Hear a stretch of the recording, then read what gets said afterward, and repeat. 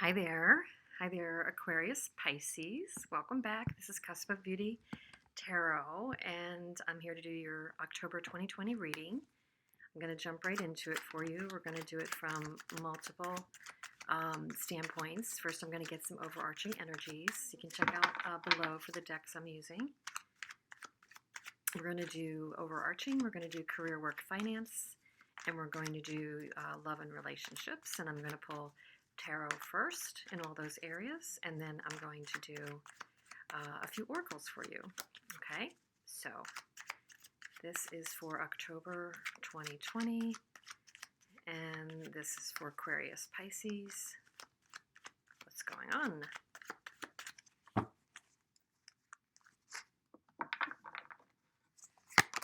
Three for your overarching energy, the sun out of the gate. Two of Swords. Oh, I don't want to speak too soon here. And we have the the Eight of Swords. Okay, sun in a reading makes anything better. Spoonful of sugar here. Bottom of the deck is the Nine of Wands. So yeah, you've definitely been around the block with something here. You've definitely, let me see, Aquarius, Pisces. I'm going to pull all your cards first, but I'm definitely feeling like something has worried you, worn you out. You are trying to remain optimistic. And I think almost in your optimism, it's almost like blind optimism. Like you want to kind of block out anything that could be bringing you down right now. So you're probably, look, I've got two blindfolds here.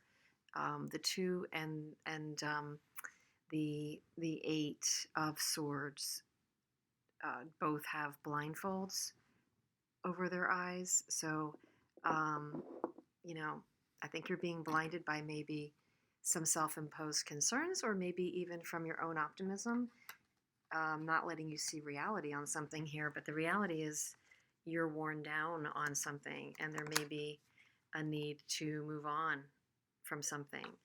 You might be blocking.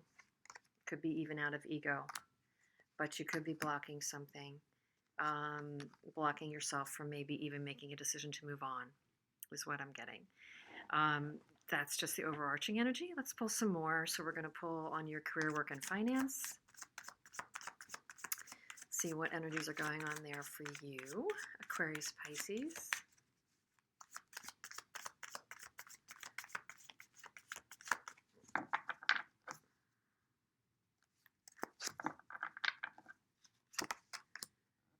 Nine of Swords. Page of Wands. Temperance. Knight of Wands. One more. And Ace of Cups. Okay. And the bottom of the deck energy for your work and career and finance is the Three of Wands. So this energy of investing in yourself, investing in opportunities, wanting to see what's out there. I think at the heart of your career, employment, work, and finance sector, you're wanting reward and balance. You're creating. You're definitely creating. I mean, my goodness. Between the Page of Wands and the Knight of Wands, you have a real desire to balance your passions and start something new, something heart-centered. I think that you may just be coming into this period from a career perspective with a bit of blockage on something that came from your past that maybe burnt you in some way or created angst for you in the area of career, work, and finance. You definitely kind of had an issue you were dealing with. And I think that could have to do with that Eight of Swords at the top of your reading, trickling down to a Nine of Swords in your work and career and finance sector. But let's look at relationship. I'm pulling a Two of Wands, the World. Okay, I just had to shuffle more. The King of Swords, the Hermit, and the Five of Pentacles. let's see, bottom of the deck for your relationship and romance row here is the Page of Swords. Okay, and then right underneath that I have love and the Page of Cups. And, you know, strong, important tie, important partnership. Wanting to make an offer, wanting to give truth, wanting to speak your truth. You might be making a decision that's going to need to end a chapter, and it might be seriously with a King of Swords, or some kind of an air sign. Gemini, Libra, Aquarius doesn't have to be. It could just be that it's a person who tends to be more logical, less emotional, doesn't show their emotions, kind of keeps those very under wraps and under control. It looks like you might be making a decision in the relationship area to kind of choose a chapter closing with a King of Swords. And you may have to go inside with the Hermit and, really assess what it called up for you. Why you might be feeling a loss or feel like you're left out in the cold about it. But truth of the matter is you have new players coming in, or you're going to be extending your own new offer to somebody when you get greater clarity. Because, you really do have Lovers card at the end of this reading or in the undercurrent. So I think it's all about a soul partnership that you're either leaving, and there may be even a new one entering. Okay. So, I think there was a stuckness coming out of September for you, many of you, in a couple things, in your life right now. Aquarius, I'm sorry. Yeah, it's Aquarius-Pisces. So, but the stuckness is moving out and away, and there's goodness coming. I think that it's a matter of getting past any self-imposed limits, being in your head, over-analyzing this. You may have a need to get into your, reality, into the present. And to me, it's like tapping into your passion and tapping into action. So it's not so much, let's just go meditate on a mountain kind of a thing. It looks to me like you've been a long way around the block with some angst I'm going to say there's something to do with the career area and the personal area. You're kind of leaving behind any kind of battles or angst in both of those, and you're finally embarking on some new energy and some new refreshing energy at work. You're landing on the Ace of Cups. Couldn't be any more auspicious and good luck to me than that. So you're going to have an opportunity to do some heartfelt work, bring balance back, bring passion back, Knight of Wands in the work area. I mean, that's all good. I think it's hinging on, will you stay blindfolded? Will you stay stuck? Or will you actually hinge yourself out of the mud and forward? This is a get out of the mud, make a new decision kind of a reading for me. Even in the relationship area, you've got another 2 here. 2 of Wands is usually a crossroads kind of a thing. And the world is completing a chapter, learning a lesson in a good way. And I think it's about a King of Swords. And, the respect that there's no King of Swords in your life, meaning it does not have to be an air sign, but there's maybe no current partner.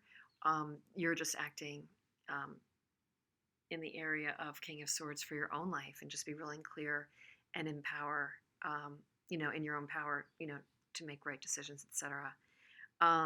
The Hermit is hugely powerful as well. And you've got the Lovers. So this is a really, really good reading, I feel.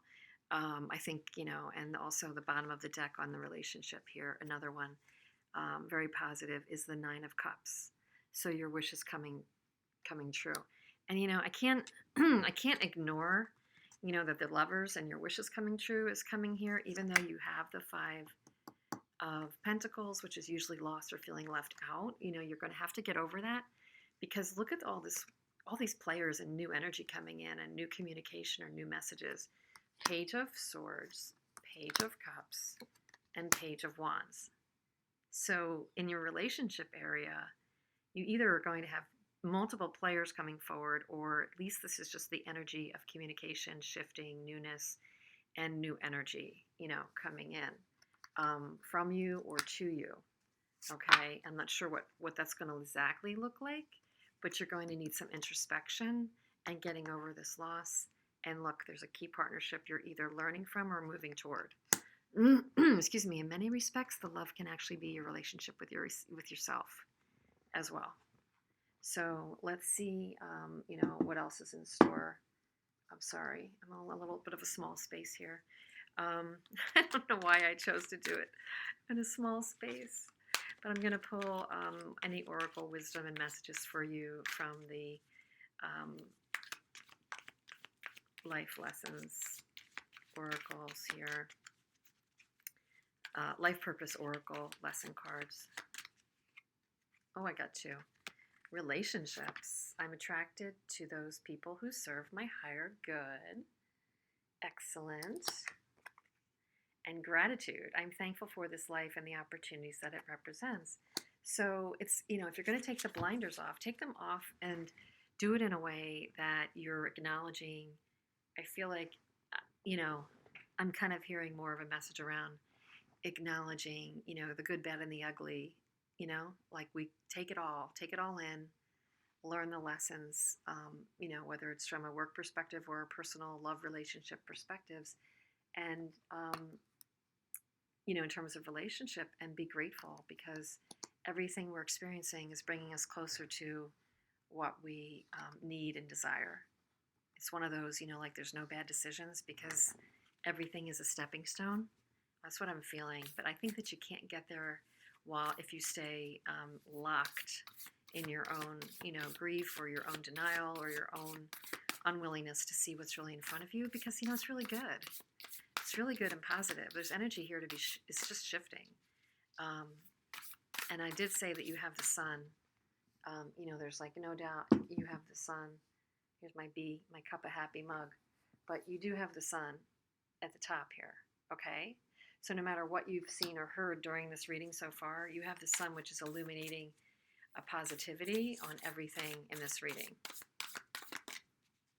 I'm pulling from the White Light Oracle, Alana Fairchild, for you. And this is, I got confused because the cover card is the wolf, and I pulled the card of the wolf, which is the beta of Spirit Wolf. So let's see what that says for you. It's a number 23. Number 23, the beta of Spirit Wolf. Give yourself enough rest. Only then will you be able to ground yourself enough to cultivate focus and motivation to fulfill your path. You will find a way through any tricky situation as you tune into your instincts and trust your own timing. From times of change and uncertainty come confidence, love, and resilience. Embrace transition, commit to tasks, and stay focused, but be flexible in your approach. You have the skill to intuitively handle any issue. Well, we just talked about this. The love here could also be love toward yourself. So give yourself self-compassion. Give yourself a chance to rest, rejuvenate, heal, and take in the lessons. Spirit Wolf skillfully guides us through transition and uncertainty. So for sure, there's uncertainty here, but it looks like you'll be guided. He enhances instinct, intuition, and presence, so we can sense and avoid possible sabotage or traps and intelligently and safely find our way around them. Spirit Wolf tunes us into our instincts without creating paranoia or hyper-arousal. This is the medicine of awareness and engagement that comes from tuning in without fear rather than from defensiveness, suspicion, and building walls against life. Wow. Okay, we just talked about that. Without building walls. Without these blindfolds. Without fear, take the blindfolds off. When direct confrontation could stall a resolution or make matters worse, Spirit Wolf teaches us to soften our energy, appear less threatening, and therefore minimize the chance of the other party reacting aggressively out of fear. This enhances the possibility of resolution. Spirit Wolf calls for lunar wisdom, for honoring the non-rational knowing of intuition, for trusting our spiritual instincts and inner sense of timing. He is the unconventional yet reliable pathfinder. He shows us how to be flexible while remaining connected to our higher purpose. Okay, So it's definitely, it's tapping into your intuition. It's tapping into your spiritual nature. It's getting off the blindfolds, not being stuck, not walling yourself up. Here's the healing process prayer. Give yourself a refreshing and invigorating body rub. Perhaps start at your scalp by rubbing your head in a way that alleviates tension, but is also slightly stimulating. You may like to put a slight pressure on the top of your head, the base of your skull where it meets the neck, and also behind the ears down to the jaw. I just did this for myself recently. My back of my neck, where my head meets my shoulders, like that whole area was so tense. Then rub your shoulders, especially where your neck and shoulders meet, and then make like, I'm sorry, you may then like to make fists and lightly pummel or briskly rub your back and hips. If you wish, you can continue with this motion down the length of each leg and soles of your feet. When you've completed this self massage, take some slow, deep breaths and give yourself a chance to ground with gentle and playful movements, perhaps a few star jumps or even a quick jog on the spot, depending on what feels good, and say aloud, I have it within me to accomplish my soulful tasks with focus and effectiveness. I trust myself to find my way according to my own heart wisdom and with the strength of spirit that keeps me motivated to continue on my path while also meeting my needs for rest and replenishment. Recognize that you are a creative powerhouse who refuses to be obstructed on your path. Own your determined wolf-like badassery. You have completed your healing process. So, it's a balance. I mean, I really think this speaks to the balance of, self-care, rejuvenation, needing rest, but knowing that you can stay focused on your right tasks and what matters to you. So I hope that made some sense to you. And, really, this is a good reading. I just think that you have the ability to not be holding yourself back here. Don't stay in gridlock. It's not going to serve you. See what's in front of you. Take forward, focused right action. And also balance that with time to rest and heal and balance. So it's a very powerful reading. And just remember, you do still have the sun, pardon me, at the top of your reading. So very, very, very good. And lovers right here.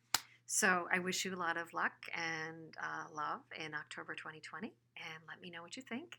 And I'll see you soon.